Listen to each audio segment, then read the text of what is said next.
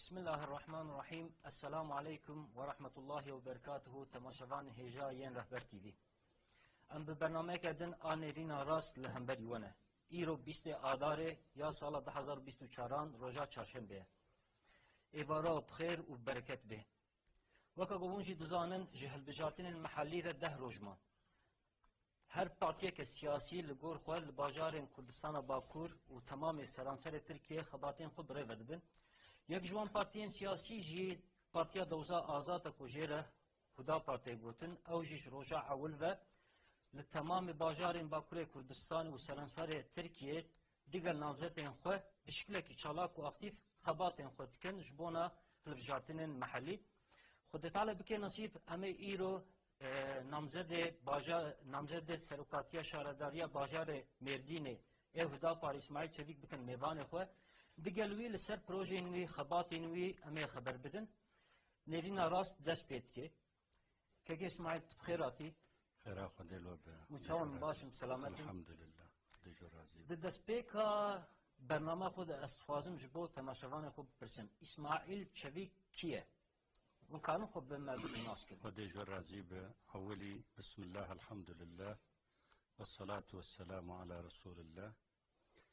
السلام ورحمة خدي الواء والعموم تماشان ما إن شاء الله ودفرد خصوصي جي السر نحست حزار أهل مرديني إجبراغو أز نمزتي وانم طبي عمومي انسانی تماشاوان برای ما و عموم انسانی ما سلاوی خوشی دشینم اسماعیل چویک سالا 1973 المردینی چه بومه گندیم ناوی دکوکی مکتبه اولی ملگنده خو خوند دور اورتا ورتی ممدبین یعنی اورتا لیسه وانا من سريكاني جيلان بنار انا قزا اورفاي دور انوورسيته الهيات وقاموا ينتمي تانادول انوورسيته سيمخوان حياتا مي الشغل حياتا خد يازده سال معلم تيكر زدكتم درسي دين كلتور واخلاق بالكسي امام خطيب تيكر مدتك يكن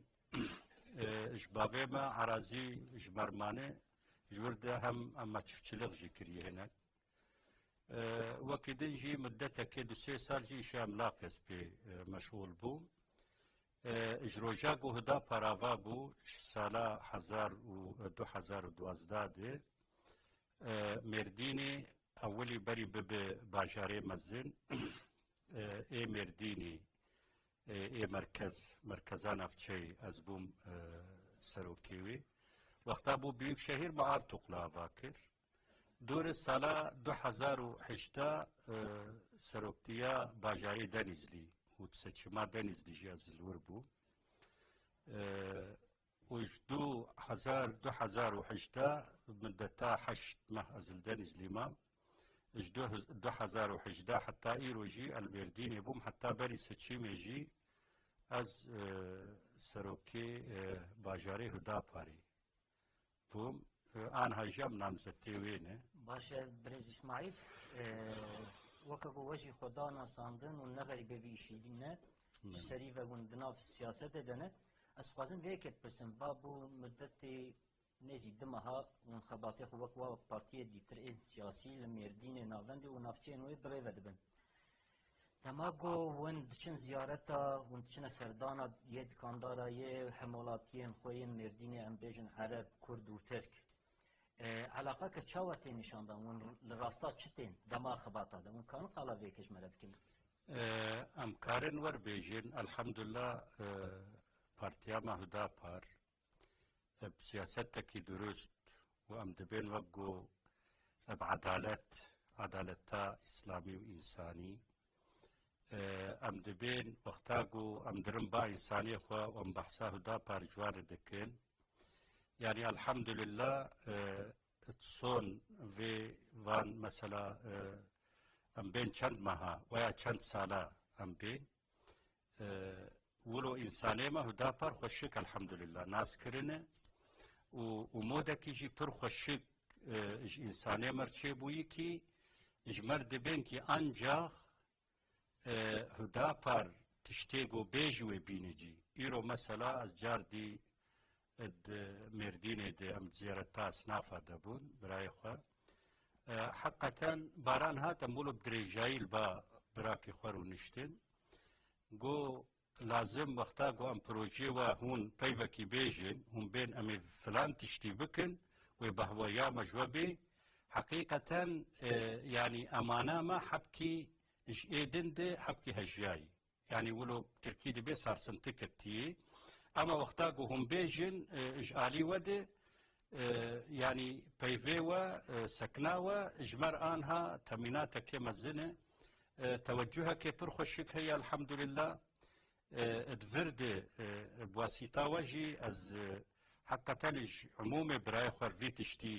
دبيجم ام هدا بار في شكلي وقو باشخاني ماجي سروكي ما يجي ازاح دك جارنا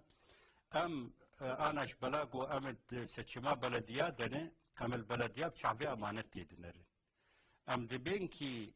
شعوراغو ام حساب بدر ربي خوا او قروشكي ببلديه قروشك يعني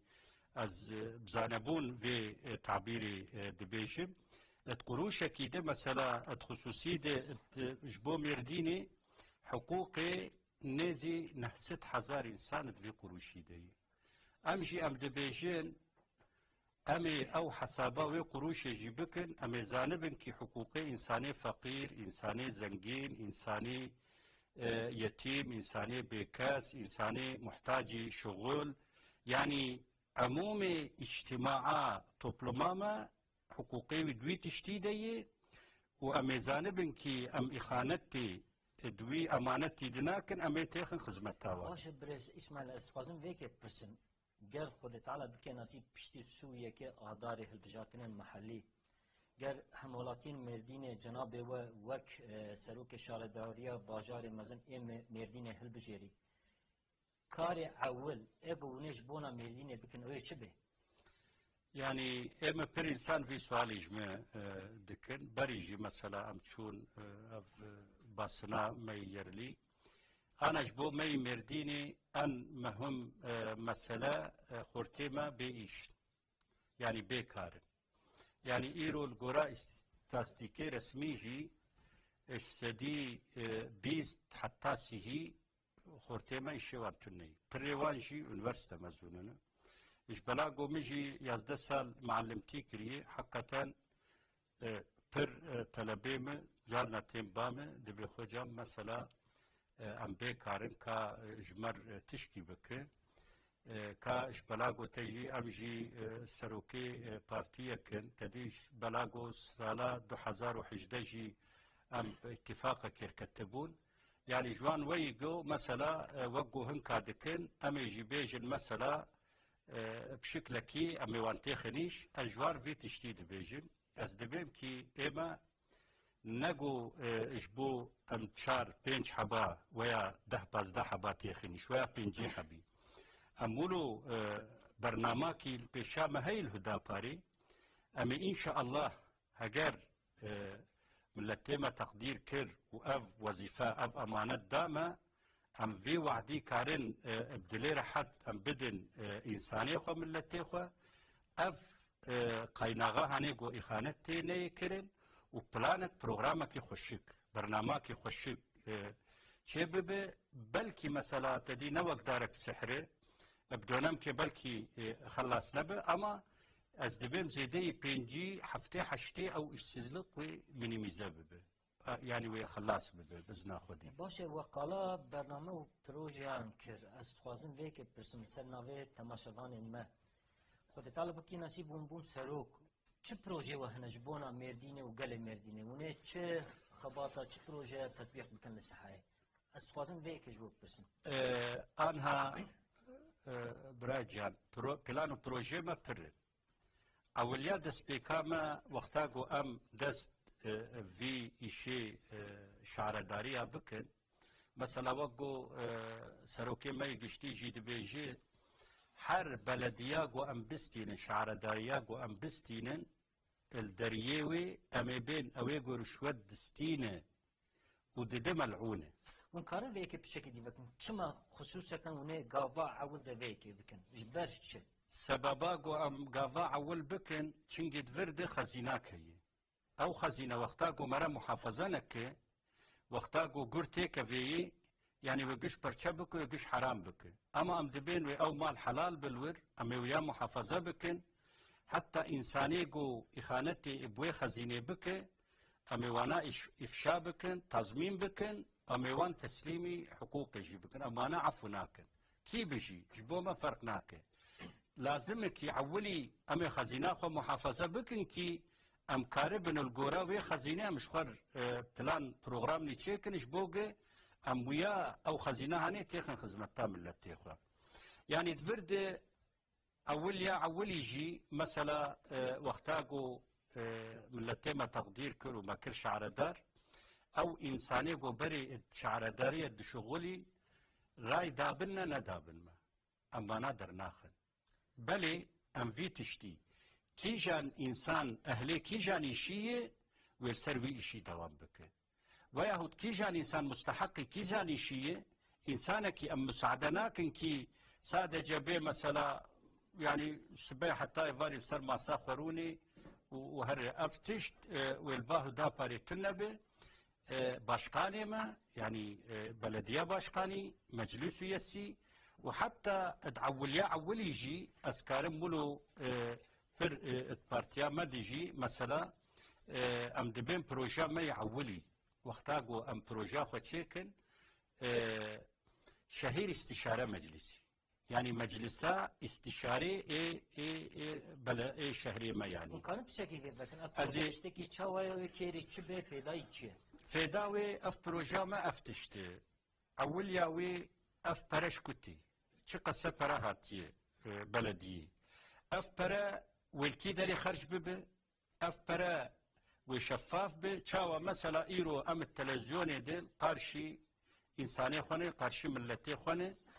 او توبلانتيه بلديه كومبلا ويقولوا جانليب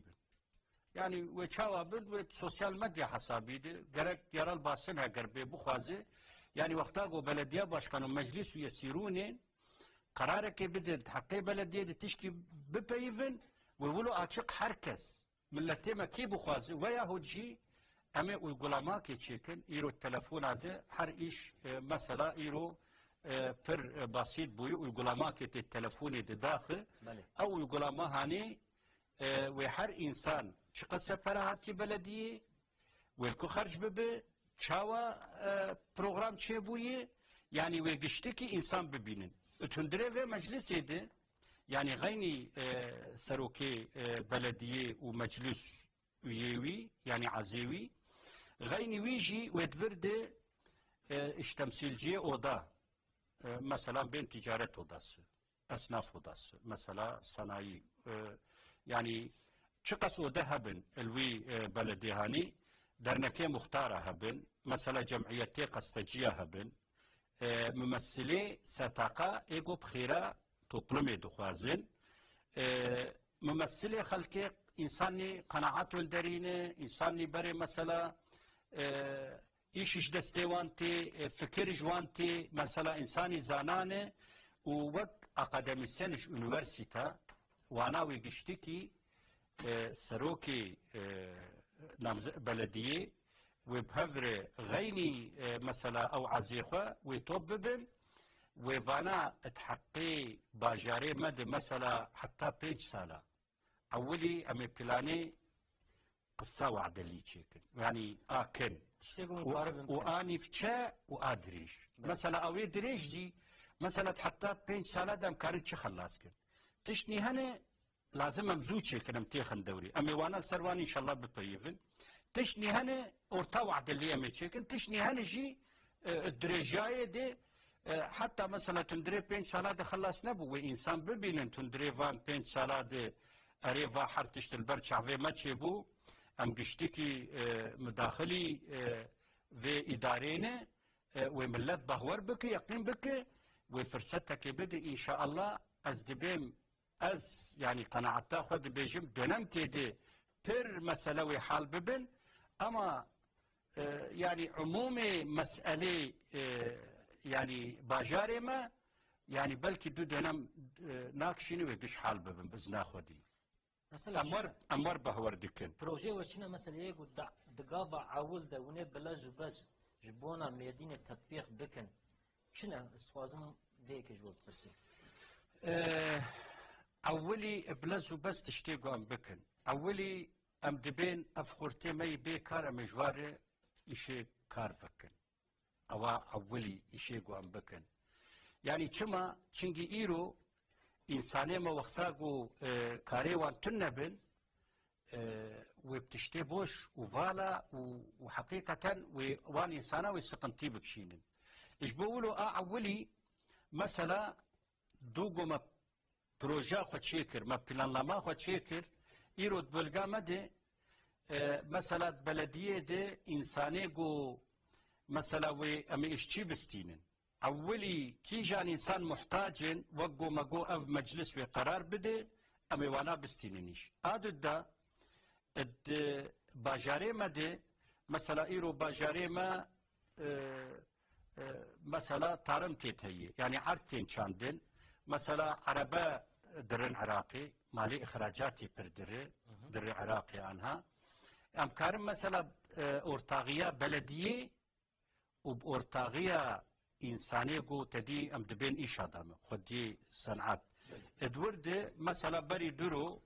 انسانكي ايش ادامي هاد بامه بارتي ده ام بيفين 2 ساعات مردين دد بلغا ما يقزلت بده قوازي فلان شي بكم مثلا او ايش تهندري سال كده قو ازي سد انساني استخدام بكم وقت ويا وقت مثلا او تشتيقوا درن اخراجات درن عراقي امي وانا تشاوا بكن مثلا بين كاب هفدوره امي ايشا كيفكن بلديجي ودستك بوده امي وي شغلي هاني سرعتي بديني وتشاوا ببي ادفردي ادمدتكي كندي نفسه ده اصبح وردكم بحزاره خورتيما امي جوار استخدامي تشيكن ادو دا جاردي بامكانه بلديه ويجب ارتاغيه سكتور ام بين وزار سكتور الباما جريان بر بوهاي اما هراي ماما بر جرمي يعني بلغاما بر جرمي gaz projesi em jir dibêjin güneş enerjisi bölgama de terêmama de cihêgo atil cihêgo mesela dar lê tuneyê anha gerçi em ku binerin ve bibi wek cennet ama anha tabîra îro dest dibêjim cihêgo dar lê çênabin cihêgo baxçe lê çênabin em ê dwir de panel na çêkin bi imkanê belediyê tabii vana ez naxwazim fazla têkevê me مرة هر كار هر با أو ورتيجي جو مثلا التركي دفير ماني هن مرة بيجي أو ماليتاوي داخل نيفي في شكل أو جريان وقتا جو مرة تشيك البلغا مثلا قزامي ديركي قزامي استوري قزامي كربوراني قزامي معسرتي خاصة أف خيالك منه أدفرد دخوازم مسجينية بدم أهلي فان قزاخة وقتا جو دورد أم قس بروجاكي تشيكن يعني جرياني تشيكن دوي جرياني دوي تشاوا ببي امي برو اف امي حاوزنا تشيكن امي اف تيخن هندري حاوزا دورد ضملما سيستمي مي بكشينن وانساني ما تشاوا بكن دورد وشخر دارا بتشينن وشخر بخشا تشيكن ودوان مثلا مرعي فرد وحيوانا خدي بكن اما جريانا وان بلاش بواندن يعني فضلا ماليتك جيلي ناري وإنسانك بيوجبر بيجي كي مثلا إيه ما تمام از اشخور دارا بچینم اما از محتاجم امکانی متنیه اما بیجن بکی معنی اصغاری اجرت اما معاشی تبتدن تو هر وی پنجی دونم اخوا تفستق چاندی تا مثلا بادم چاندی مثلا تهنار چاندی مثلا هنک دار هن زوفه کی دیدن اما بكن مثلا دوسي قسم جبوق زو هم بوق السرنجي وخا بسكنه واظن وعدا دريجي جبوق مثلا هين قزنجابي تربكه وق داري فستقه مثلا وق جوزا مثلا وق بادامه مثلا انسانك يجيب مثلا از دخوازم دفي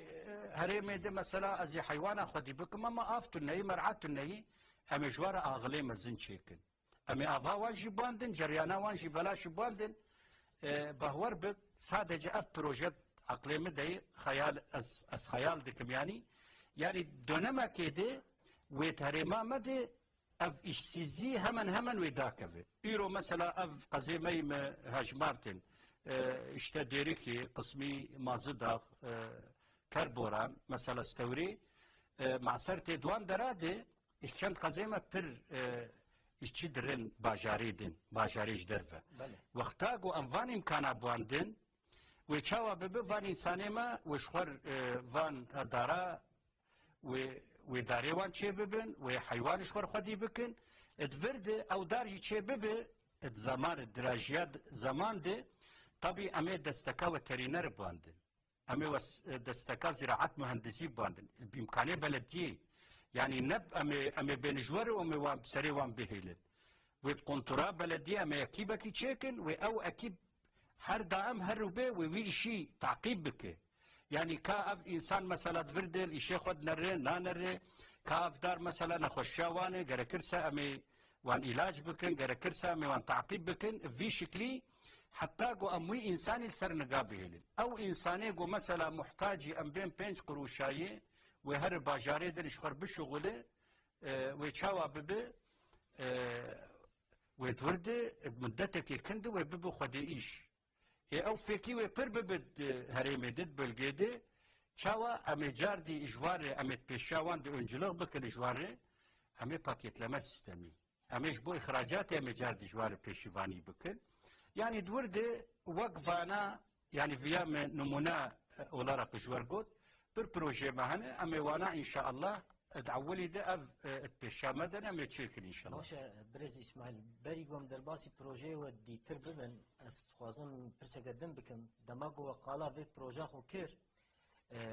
بالام کشان پروژه که گله کی برفره دماغ و اف پروژه به تطبیق کردن جبو وی که لازمه گله کار گله işçi بین استحکام کردن مثال دماغ هم بون سروک شهرداری خلق مراخت که گلو کارکرین موجود پرسنل موجود این شهرداری اوی بین درخستن یا نه یعنی دماغو کارکر پرسنل هات گرتن هات استخدام کردن اوی دپرسن اوی یه نزی خوب بستنن یعنی اهل وی کاریو بستن اوی اف یک جواب استخدام کردن پرسنلان yani خدای مشاشنک جارک مشاردریا مزن تدیانا قیوم زیارت کرد yani mago kadrum çavayı guana mesela işçi mapırın mesela emil gora ma asdibim ki vaqta go am şaradar ben edmirdini de inşallah bajari mazinde و برای ما یدیجی قزاد شعردار بن ام کس کی جیش در ناخر وقتا گو ام انسانه کی بستینن ایجی یعنی شغل جی ام بلدیه دی استخدام بکن ام نابن اف بری منه اف مروی منه اف نزیکی منه کی مستحق بعولی او مجلسا استشاره اواگو بسکادن جوار بحثاوی کرد او مجلس ام بین کا مثلا ایرو مثلا مردینه دی شست كسور مثلا ام بين محلي مهنه ادوان محلات اولي مثلا كي محتاجه هم هندري قزاده هم هندري باجاري مزنده هم هندري قنداده قندجان هبونه مثلا ستاتويا وان محلي ام بيجن كي اولي محتاجه ام وانا ان شاء الله اولي القرى سراع اولي ام استخدام بكن يعني وي برنامج ما وريبه يعني كسكي برا نكرسه ام كسكي ايش در ناخن الشغلوي در ناخن ودي شيخ هذا دوام بي يعني كسكو يشيخ ونكي ونتشابكن ايجو الشيخ ونك اولي ام جيربيجن بريم بنا اف تجفي اشي ناندخو تفرد حقوقي انسانه هي ما دام كي تجفير ناندخو كا تفي اشي نكاربك ورفي اشي بك يعني تفرد ام نابجن الا هي افراينا دائما ازي بدم مثلا اشي باقش بوني تشكي ور البامه شنابه كي جان انسان مستحق كي جان شيبه هاجر هاد داويا داوي حقيقه اف انسان مثلا خل عرديخس يعني ادورده اجابه مثلا حقوقي القراء عدالات القراء انسانيات يعني ام ادورده ام الفكر وذكري انسانا نانرن ويأود الشيخ دوام ببن ام جوار ام ريجل بروان فكن ام اليكاري واجبن ام دخوازن كي ام انسانا اليكار بن ام بر انسانا فكن ام شيء انسانا بر انسانا رحد بكن حتى از دبيب مثلا ايرو اف انساني قد بلديه دي استخدام دبن الجورام ور بروجي مهنه يعني اف انساني قو انها موجود بلديات تيرا مناك الجورا فان بروجا جورا قو فان بروجي ميل برمنه وعدي قو امددن يعني اف اشتيه قو انها بلديه دنه تيرا مناكل چنگي ام دبيجين عولي انسان ام قيمت بدن انساني خو انساني ما گرك برچيرا نكفن انساني ما گرك دردي پرا ادمجي واند نمينه انساني ما گرك مثلا وقتا اولادي خو بشين مكتبه گرك نبيجي كا لازم چند قروش تيخن بريكاو يا ناخن بريكاو انساني ما گرك وقتا اولادي خو بشين مكتبه گرك نبيجي حتى سرويسام التني ادورد عموم انساني ما الجورا احتياجيوان والجورا امكانيه بلديه طبيب ام نابين ام تدي دون ام حرتش تبكن او امكانيه ما او امكانيه جوهاتنا اولي اجبوغ انساني ما حياتك انساني جانا خو بكن يعني حياتا خو بدومينن ام وان امكانك اشتكل برقي وراخر باشا برز اسماعيل وكي دي تش بروجي وهنا الدنزرة ودا بقدر قيمة بالكيشن ويبالا دقاتا خلقي بكشن قالن كارن قالا وان بروجي خو بكن ام كارن ان شاء الله مثلا تفرد مقوب عمومي دي مثلا ذاتا اورين افن مثلا جبوغي حياتا انسان رحد ببن جبو وانا مثلا بروجي مهن جبو مثلا تعليم وتربية بروجي مهن مثلا جبو صحتا انسان بروجي مهن جبو مثلا تدي بسكادن ما بحث كير جبو اكونومي جبوغي انسان اكونوميا وان باش ببروجي مهن جبو تشورا ما خشك ببروجي مهن جبو خدمتا سوسيال بروجي مهن جبو امنيتا باجار بروجي مهنه جبوجي وگراندنا ديجيتالي دونشم بروجي مهنه مثلا يك بروجاكي مثلا بر بالكيش مثلا دفرده ام دبين قنوت بروجيسي قنوت بروجيسي چي يدفرده اف اش بروجي ما يمزنه مثلا تدي عولي وجمه سؤال كر عولي چي مثلا دفرده ماگو خورتي ما بي شغل ام جوار الشغل مثلا هريما مد تعزي چه دبن تعزي مثلا مفخا مپر جرا بهستي انسان چونه بانقا فايز كشاندنه قوتي متعزيه جا خداي بري تعزياوي مصرفات تعزيه جا خداي من مصرفات تعزيه باوي خداي من مصرفات تعزيه مروي خداي افتش دلي مدشينه ام توبلمات مسلمان رسول الله صلى الله عليه وسلم دبي لازم اهل تعزيه سيرو تعزيه چينك اف برا زنگين به برا فقير به ايمد نرينا مده وقتا قوان ببن شعردار چه زنگين به چه فقير به اما بيجن ان شاء الله القرى امكان بكيماني نانكي بكيماني روكي ومكاربن او سيروجي تال القرى بتشا بلدي ادفرده ام سوز ددن البر ملتي خوش بوغا محجوب نبن بكيماني نانكي ام كاربن مثلا هين امكان هبي روكي ام كاربن سيرو مثلا او جي ام مثلا او كوميسيونا هاني ويسروني مثلا كان مثلا تديد بالقامة هناك عشير قلبالغن هناك دها هندكن هناك نورمالن القرى وانا البلدية ده امي اكيبك اشخاناكي مزن فكن وهو اشخانا هاني هم ويج انسانير محتاجره او يقول تدي كسكيوان تنيي همجي وقتا تعزيتشي ببن وايرية اكيبك هر حتى مثلا ام بين دو تعزيتشي بون سي تعزيتشي بون بمقدارك ام كاربن دروجيه دي خزمتا ام بين ده تعزيه بك مثالا ياجي تقزي مدى حر قزاكي مدى امكانا حر قزاكي ما دو تعزي سي تعزي مثلا او خزمتا هاني بينجي اميفان خزمت تجي انساني خور بكن اف بروجاكي بر بقيمته مهمه عادد دا او خورتي ما ينكارن بزوجي مثلا دورده تديو بروجانان امي اكيبا خوش بلديه تشيكن وقتا قلت ويا اجدر فبستينه مثلا مالیتاوی پر بها ببه اما وقتا تو اکیبا خود چی که تو انسانی ولو حقا ترسا خود دلیوان دبه انسانی پاقش انسانی حساس وانا او مالیتاوی منی مزببه و داکف بینی حتی بینی aynı teşt iş bu xorte gomeyi bize ve cinci mesela mobilya ama çant xorta mesela bisi xort dwi ama talima ve vi tişti bedeni maaşaki go ihtiyaç işderve nebinin vi şeklici او جي ماليتاوي وداك في الدنيا نيفيري مثلا وقفان بروجا اف بروجا بر بقيمه مثلا ام دبن قنوت بروجسي قنوت بروجا ما تشي ادفرده ايرو عرسي بلديه بر عرسي جو مثلا وقتا جو ام ببن شعردار اموان عرسا انساني جو نيزي مرنه ام بيشكش ناقشين ويا هتفيتكي هندك ام نافروشن او عرسا قنبله ويقشتكي وتكفن بن قيدي وانسان الكيدري انساني مي مردين الكيدري عايدي بلديه عرسا هي وحركه زانبه ودوان عرسا دي ام تشاوا بكن فرد دو برنامج مهنه بروغرام مهنه يكجي ام انسان نيجو متعهدني كي انصافلي متعهدني كي مثلا تدي اهل شغلن ترسا خدي دليوان دي اي بن ور مثلا فرد ازي عرساك يبتدي يزدا مثلا اشتدي هقا السبحرات اي ماي اميوان خانيا تشيكن اولي او انساني مي بيخاني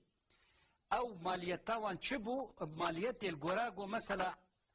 انساني مال جورا امكاني خو يك هي هيش تنيي امي بنتي تكري دروني حتى وحتى بكري حتى امكانيه تشيب يك هي وبي اسكار مثلا ما هي مثلا از 5 مليون ابدا يعني 5 مليار تعبيرا ايرو دي يك وبي اسكار مثلا سيا بدم يك وبي اسكار دها بدم الجورا انساني ميكو اموانا مقدور نكن اموانا نخم بن فايزي اموانا تعدل وان نكن وام جوانا جي كارنك في دجينا باشه برز اسماعيل سخازم دفر ويكي برسم بالام كشان اف بروجي جو وقالا وان كر جبو بين تطبيق كرن راستي جي مصرفه كي بركي جالكي زياده لازم جيره سخازم ويكي برسم لا دفرده اف بروجاز بحث دك مش بلدي قروشكنا نتنج بو ويكي هو بروجي دي ترجز مثلا استخدام كنا كاركرانه وكي تطبيق كنا بروجانش بو و خزینه که مزن لازمه اسفاسن ویکه پرسم او پره چاپکانین خزینه بلدیه تیرا ویکه بکی نه يعني اصلي خدي برتي پر مثلا من الانترنت نري بتشا باجاري مزن امير ديني حفدك سور مليار ايش ما خدمت نايكر تعبيرا ايرو يعني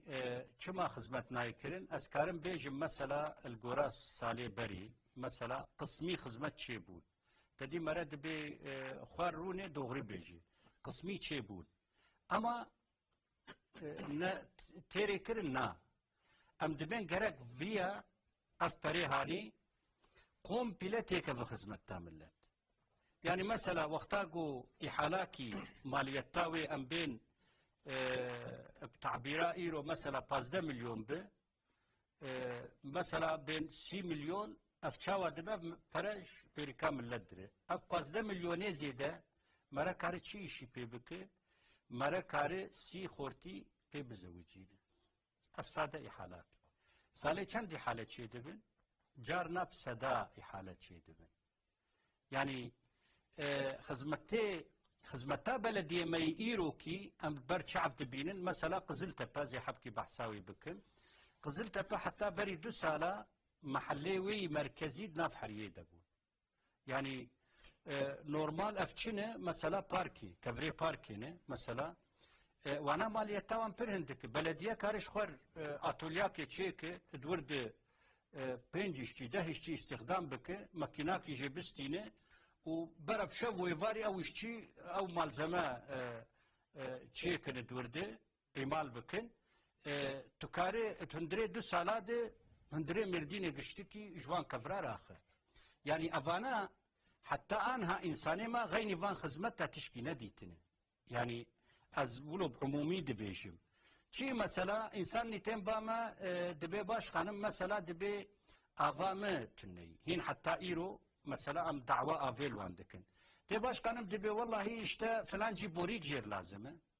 اشتا فلان جي بارك جير لازمه مش حرير نكارن درباس ببن فلان جي اسفل جير لازمه يعني حتى ايرو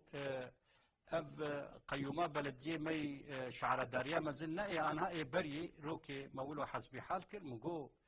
انا حتى ايرو مثلا امتين ام دبين باركه ام دبين مثلا حري ام دبين ري ام دبين اف يعني لازم ايرو دي مردين مثلا الجمهوريتي وحتى ايرو افبو 6 سال بلديي تندري 6 سالي دي امي حساب كيقولوا بسيط شيكن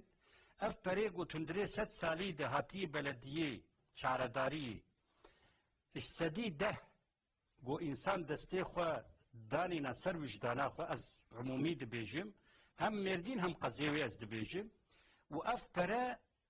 خزمتا انسان دي استعمال بكرنا ايرو سديده تكيماني نتمش سديده سادجه خدمت بهاتا كرن اما مع الاسف سديده جي نهاتي كرن وقتا قد دريجيا يا صاليا ام المسالي دنرن حتى قش بهاتا خرج كرن او كفريقو مثلا ورتاج عدا تشيدكن يعني ازجارنا ولو تعبيره كبر بلكي قبابي نزر ازدبن بلكي جينا مرب زيفنا قبلا مش بكره يعني ولو قابل الوان خستا اما daha pırtır yani İro projego az bahsavan dikim pırrevan amkarın mesela özel sektör yani am pavdur mesela müteahhit hatin arse belediye pırrın serpensit dolumiydi tukari çant khani çeki hazara khani ve çeki nevi mesela beral masrafavan her ego او insanigo karşı حقيقو تعبينه حقيوانه نيفيما تكارد هندري مدتك بركندي حر متحدكي مثلا حر يك دبلو قابواندي مثلا دو نما باندي بيج دو نما باندي مثلا دوردي وشاوا ببي مدتك كندي او مسألة جو خان إنسانيجو سقنتيا كريدك شينن سقنتيا خاني دكشينن ومني مزاببه حتى يصفر ببي حتى وبر انسان البر انسان بقرن بور از خانيه خو ده ارزان ترب كريب تدم وسورنا كري جيرابه يعني دفردي ام بوخازنجو ام جفير تشتيري يعني افام بسكريك حال بك وقتا قوم بوخازن يجي اوي ادو داجي امكارن مثلا هناك جو امكانيه وان هندكي هي مثلا ام جوانار جبيجن ورن ام جوار تشبكن اما عرسه بدن شخور خاري ليك يرو مثلا عرسه با مد مثلا نفتشايا ارتقلد مرديني دي عرسه 5 مليون دونم حتى 8 مليون يعني نتندري باجار دشدر في باجار 8 مليون 5 و6 ولو يعني ددو يك زور جهيغو مثلا بين فرد جرياناوي هي افاوي هي خدمتاوي هي يعني تفردي اما وقتاقو ام بين ورنفا ام عرساوة عرساب ودن ام جرياناوي بكشينن ام افاوي بكشينن تفردي از دخوازن فياجي جوار بيجم ايرو مع الاسف خدمتاقو بلديه ما دكن اسكارم از مساعده زي مثال كي بدم بري كان سالة شو مزميري ازمير قد يفاق لهي تورد ازو براي خو مولو دادكتن جعدد كولان نيسا aynı saladınız çumur bağlı konağıyı aynı cide cadde dukulun مش او انسانه جو سري وشيف مجو افتشما سالاد جسات معرض كولا ايصال جسات معرض كولا اف جواب دام جو بريم ان تاريخ الشكل عدتي قزاج كريم طبي وقتا جو ترسا خدي تنبه ان تاريخ الشكل عدتي قزاج كريم اما ام تدفي افايدي نيتاما افي ام دبين وقتاقو ام ببن شعردار جهيقو تيكا من بلانا بلدي ام يعولي شغلي ما يعولي قوام بكن ام يتشبكن ام ولو قنال لي فكن دوي قنالي دي ويخطا في درباس بي ويا دوغال غازي درباس بي ويا مثلا بيني تلفوني درباس بي يعني دورد تشي لازم بي الجورا تبي دوغال غازي صحة درجة سي تشبه يعني ويخطك سغلم تشبه نجو ايجو هر ور ويكبي وجعدام بوكولو ويبي ازاف دكشينم ويكبي جعدام بوكولو بيعتقسو ازي دكشينم يكوي بيازي تلفونا بكشينم ويكوي بيازي دوغال غاز بكشينم يعني ولو 5 سال حتى 5 سال ولو مقدراتا انسانا دليزل بري چندرو القزاكي مبوم اشچوم مقاف بلديا وبو چند سالون بلدين قو 5 يا 6 سال يا 8 سال هين جعداق وارتاق ودناف قزا نافچه قزي دي درباست به هين نو اسفالت كرين يعني ولو هر دايم ولو تي مثلا خطك دكشيني دبي چيه دبي امي آف بكشين چيه دبي امي دوغال غاز بك چيه امي اعتق سو بكشين چيه مثلا امي قاناليزاسيون بكشين يعني في شكلي مع الاسف ريا خوارني يعني البرخه فتكن اما ام دبين هجر ام هاتن قدرويه هدا فاري ام هاتن امي في اشيره مبجارك يخلص كن باشه كوس خوازم دبر تشتكي دي بسم وقالاي كر مسألة إسرافه وبشكل قالاي كر أنا جناب وجد زاني نجبو شارداريا باجار مزن إيه مردينة تنجبو تمام شارداريا إمكانم بيك ببجم بلك العب شحد وزيدتر إسرافك هي بفي إسرافه بحزاران إنسان كلوي باجاري دجين مرف كاري جوارا ببي آليكار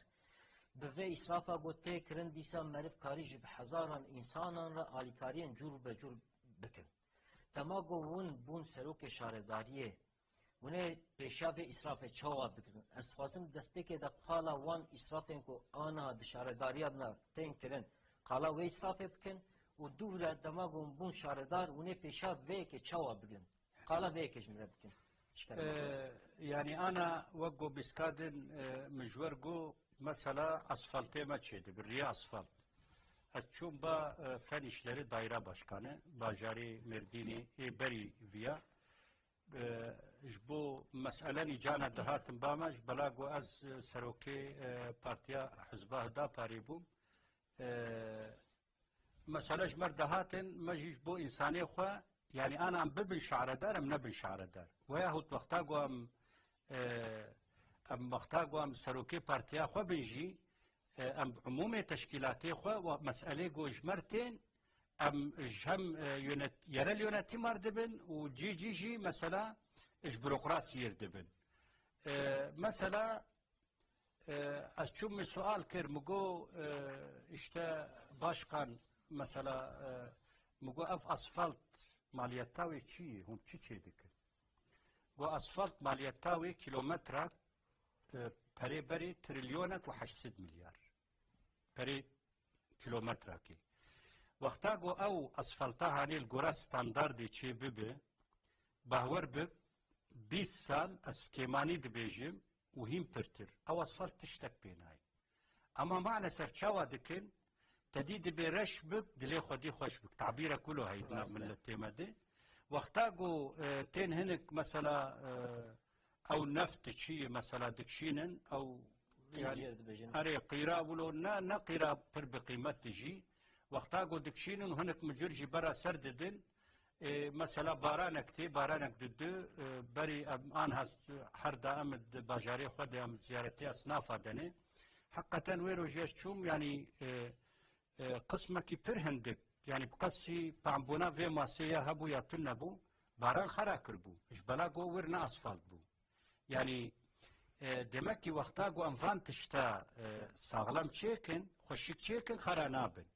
او جي تشاوا نابل سبب اسرافي اما مع الاسف اف ومثالي فيا انسانيقو او احالات ستينن تشاوا دكن دبي هجر مفر ساغلام تشيكر تشريب تشكوبريب تشاف تش مثلا اف باركتين تشيكن مثلا دسيرو تدمشد بالنقيت هذا ولو شيك دلقن يعني قوم ناخن نافوان مثلا اوجي في تشتهنك بلكي ام انسانيه قنجباش ام وانا تنزيه دكن اي اهلي خدمتي وقتا قوم فياد بيجين ام حمي انسانه في تشكيد ريش ناكن يعني ام وان قشتكي ناخن عيني سنفي ام مثلا ام الانساني اهلي وجدان راس هاتنه انسانکی مثلا از بخوا شاهد بوم نه اتوبوس کردی بو و موانا هر یک 2 تریلیون و نیواستن گوروژا گو معانی يعني اتشلشاوي كر امجي دعوت ليبون جو ايرو بتعبيرا ايرو قيمتاوي هر يك 4 مليار ونيف جو مبو خوستا مقارب هر عرباكي 2 تريليون جي برا بخارا الصادجة بسيط او انساني جو انسانك وجدان ليبو خدي جي رازيبه بنا ادفرده نه عربا 2 تريليون 11 تريليون الصادة قلمك 11 تريليون تكاري مثلا خلقي مرديني انا دروجيه دي بحزارة إنسان احتياجا واني روجية جوار التأمين بك زنجين فقير فرق تدناك چنكي حقوقي عمومي إنسانة دوردية وقفانا أمكارن پر تشتابيجين ادفرد إسراف پر مثلا عربا كري بكن أمجارنا دبهيزن مرشاش دمينه يعني بلكي أو كريا عربا كي إيما مصرفا ميشش حفت مهاي حقي كرا عربي مثلا يعني وقفان قلما بر إسراف شيء دبي إحالة ددن مثلا اف إحالة مثلا جارنا ام تعقيب دكن أسكارم فيا بيجم دمرديني دي إحالات شيء بو بري مثلا ام بين 10 سال مثالا جبوق بيزانين از فيا مثال ددن براكي برقبة ما حساب كر اش سدي يعني نبيست بنيابستي 16 تشتيقوا جهة أو إنسانيقو شغل شكر يعني تفرد حقيقة إسرافك واناجي هفدو محافظاتك چنگي يقولوا إنسانيقو ترساخو دي دليوان تنبه هفدو محافظاتك چرخكي يعني دبي وقو ميراس جباوان وكالكيوان جوار ماي حلبكي لازم مرات شبكة تديك تعبيرك هي دبي اي جامي مپر جارا تسود خاري دبي پر جارا مالات خرا كري هاي تشتتنيه حقوق انسان ايغو بخو پر جارا مالوان خرا دبي هايوان جوان تنيه داخلت تيجي حساب وعذاب البنديوانه ان شاء الله امل بشا في اسراف بقرن خدي بياري بو اسراف تاني ام پر خدمتنا بكن ان شاء الله اف خدمتيغو ام بكن جامي شفاف بكن يعني نولو قرتي وإنساني مزانبن مثلا إنسان 17 تريليون هات باجاري مزن أف 17 تريليون چه بروجه بيچي بو الكو خرج بو چه قصة اي استخدام حقي اشتيا بو صغور تيوان بو مصرفا مثلا بلدية بو ايدن مثلا وش خزمتا ملتي مرد تدي بيسكادن مگو امي قس بروجه سي چيكر قس بروجه سي ادوعدا كند وقو مقود قضايا مدى وإنساني مشخور دارا بتشينن بخشا چيكن حيوانا خودي بكن مثلا تيري بكي أولي أصنافي ما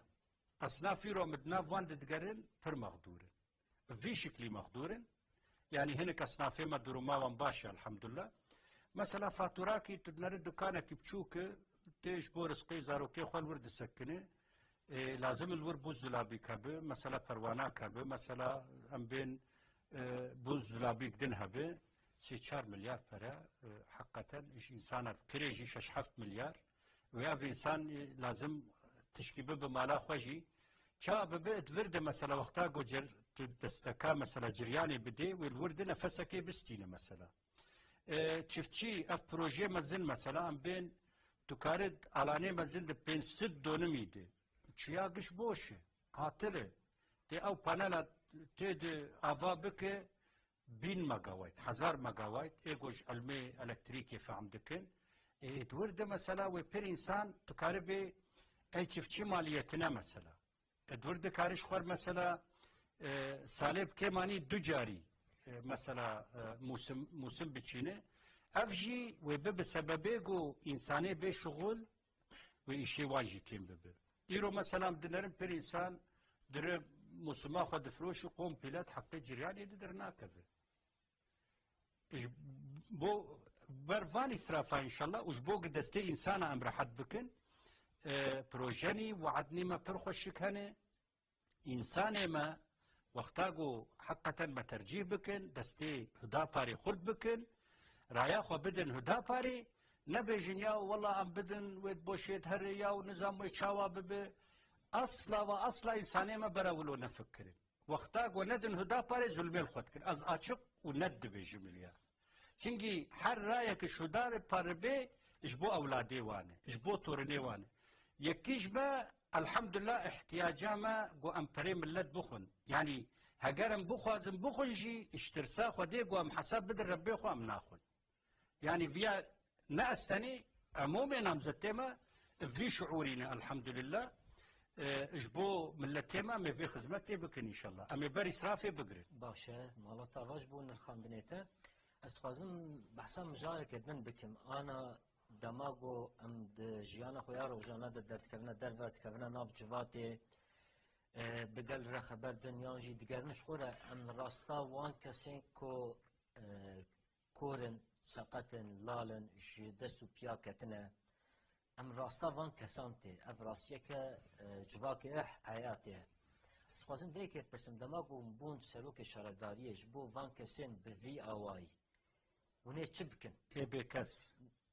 نكتنه بكس اذا بيجي مثلا سقط نكاري بشغلي كوره نكاري بشغلي لاله نكاري احتياجي خو تامين بكي ونش بو فان كسان تشبكن فاچز بس ايش بو فان مفعم كر مثلا دركبنا دربه زحمه يدكشن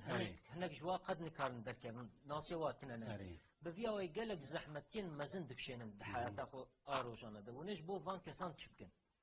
ايش بو فان انسانه براي جهان ايش بو فان انسانه جو بكس ذاتا سروكي ما ينقشتي ايرو السوشيال ميديا دي التلفزيون دي الحمد لله يعني بياننامه ما بير زنجينه ام جي دفكرن دوي بياننامه دي ان شاء الله ام دخوازن يعني جو امكان هبه جارنا يونتما خو حنك دكر متقو بلدي ما خلصناك دقو شما متقو لازم ببن بقان چونكي اجراء مقامي ده قوت لتري اما چونكي وان قيناغا وقتاقو حقيقة زو بسرعة خدمتا انسانية خود صرف بكن انسانية ما نقو بزكي خوي بفكرين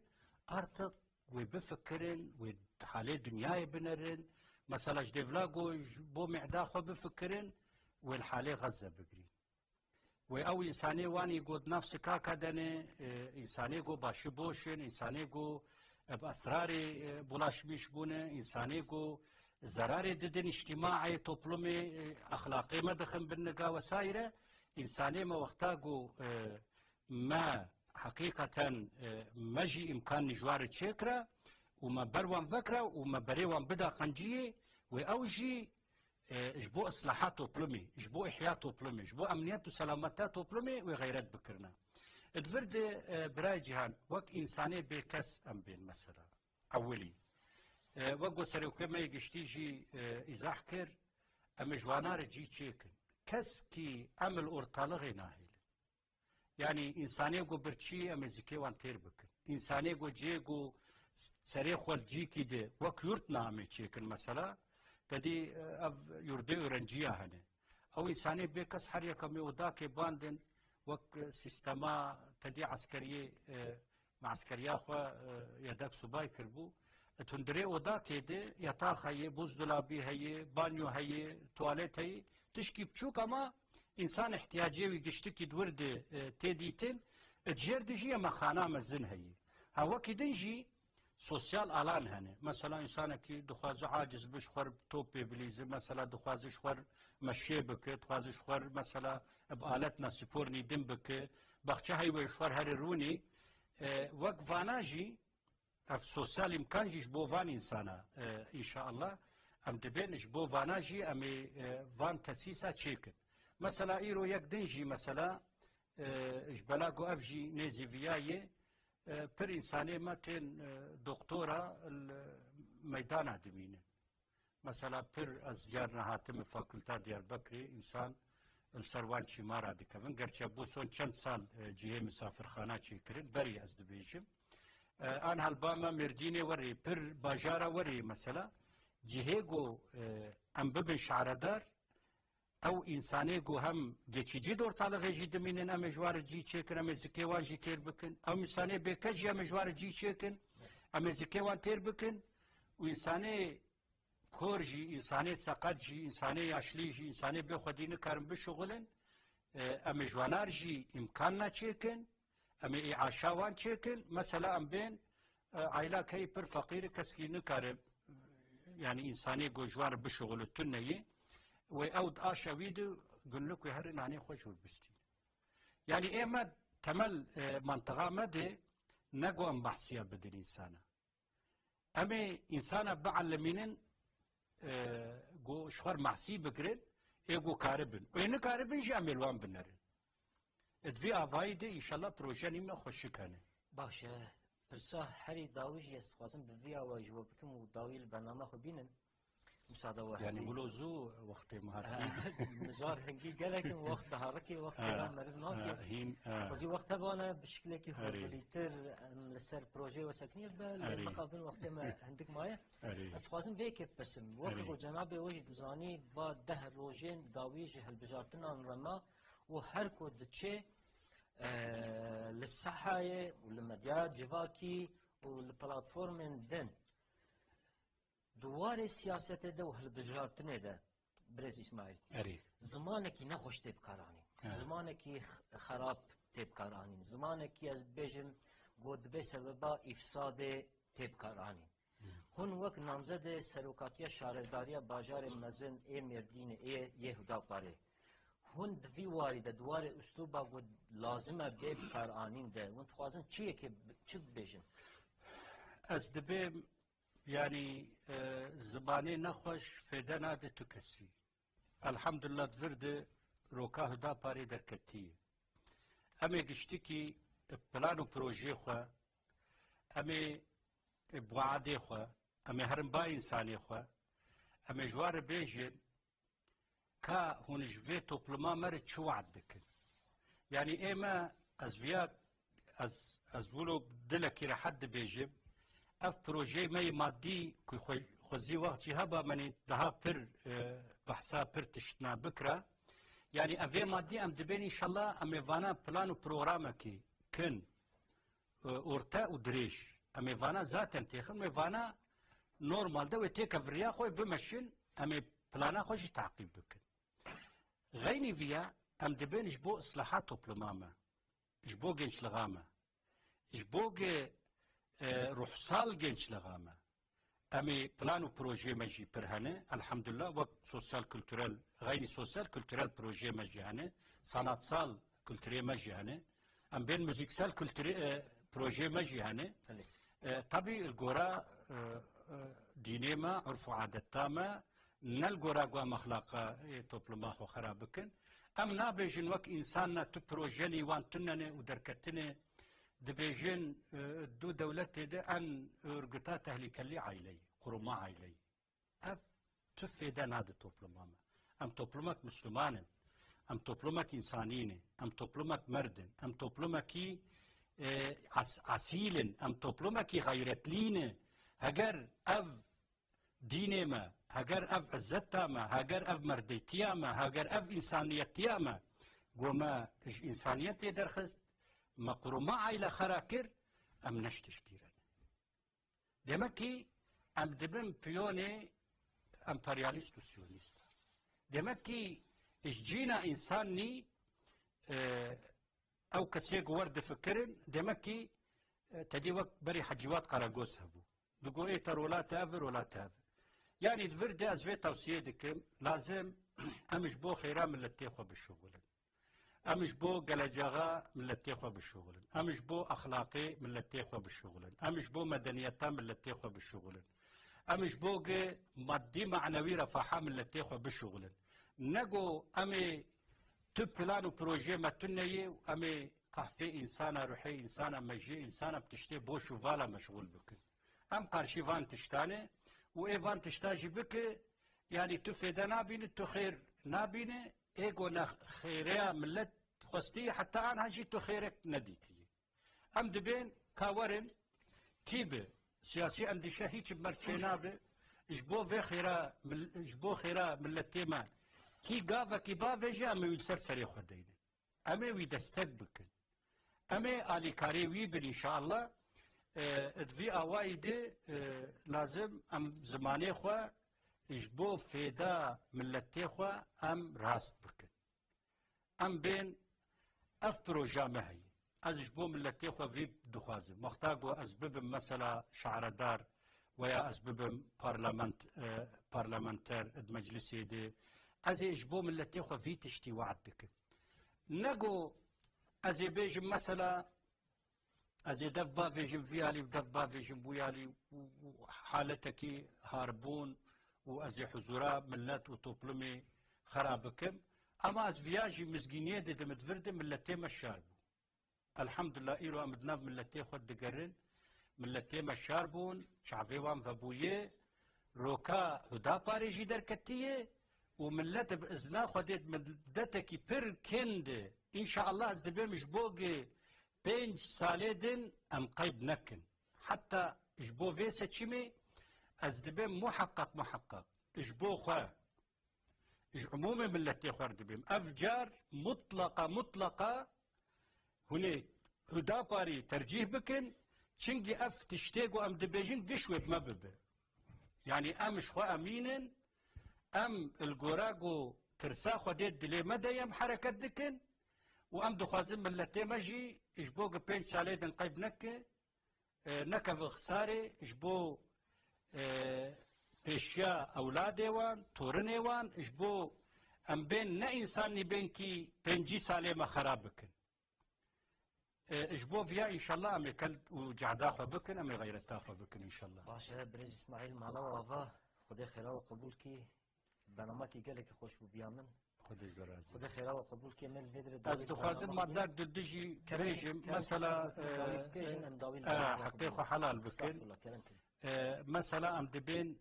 توريزم يرو موزيك صنعت ام وانا غورا ديني برا انساني مزانبن كي برنامه هدا پاره نقرشی